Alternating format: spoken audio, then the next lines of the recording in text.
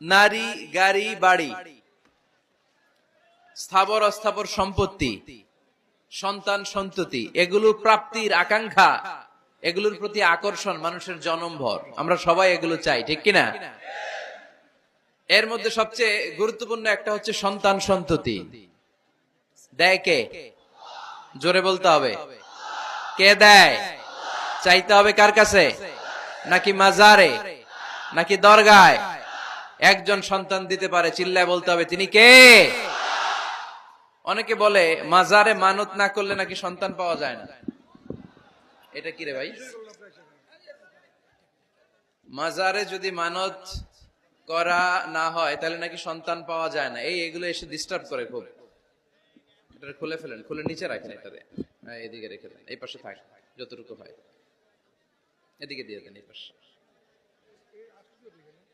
তো এটা একটা ভুয়া কথা, তাই না? মাজারে আর একটু উপরে উঠাইতে হবে। মাজারে মানত না করলে সন্তান যদি না হইতো, বাচ্চা যদি না হয়, গরুর যে বাচ্চা হয়, গরু কোন মাজারে মানত করছে বলেন? মাজারের বিরুদ্ধে আমাদের অবস্থান নয়। মাজার হচ্ছে মাকানু জিয়ারা, যেখানে মানুষ জিয়ারত করে, ভিজিটিং প্লেস। আসলে শব্দটা হবে মাকবার, মানে কবর। কারো কবরে যাওয়া, জিয়ারত করা, এটা সুন্নাহ। কবর দেখলে আমরা সালাম দেই, ঠিক কিনা? এটা সুন্নাহ। তবে কবরে শুয়ে থাকা ব্যক্তির কাছে চাওয়া যায় না। চাওয়া যায়? ইদা সাআলতা ফাসআলিল্লাহ, যখন চাইবে কার কাছে চাইবে? ওয়া ইদা ইসতাআনতা ফাসতাইন বিল্লাহ, সাহায্যের হাত যদি পাতো কার কাছে পাতবো?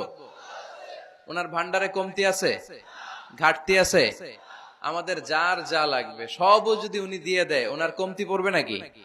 সুবহানাল্লাহ পড়েন। এজন্য মাজারে মানত না করলে সন্তান পাওয়া যায় না, এটা ভুয়া কথা, তাই না? তাহলে ছাগলের বাচ্চা হয় কেমনে, গরুর বাচ্চা হয় কি করে? এরা তো কোথাও মানত করে না। তাহলে বুঝা গেল সন্তান দেয়ার মালিক কে? এটা অনেক বড় নেয়ামত। আমরা অনেক সময় বুঝি না, আমরা অনেক সময় খেয়াল করি না, এটা অনেক বড় নেয়ামত। যার সন্তান নাই সে জানে সন্তান না থাকার কি জ্বালা। এরকম নিঃসন্তান কিছু ভাইয়েরা আমাদের এলাকায় আছে না নাই? আছে। তারাই জানে কি জ্বালা। তো এই সন্তানকে কোরআন কোথাও বলেছে জিনা, সৌন্দর্য, কোথাও কি বলেছে? উত্তর দিতে হবে। কোথাও কি বলেছে? জিনা। আল মাল ওয়াল বানুনা জিনাতুল হায়াতিদ দুনিয়া। সন্তান আর সম্পদ এটা দুনিয়ার জীবনের সৌন্দর্য। ছোট ছেলে মেয়েরা, সোনামণিরা না থাকলে পৃথিবীতে কোনো সৌন্দর্য থাকতো? স্বামী স্ত্রীর ভালোবাসা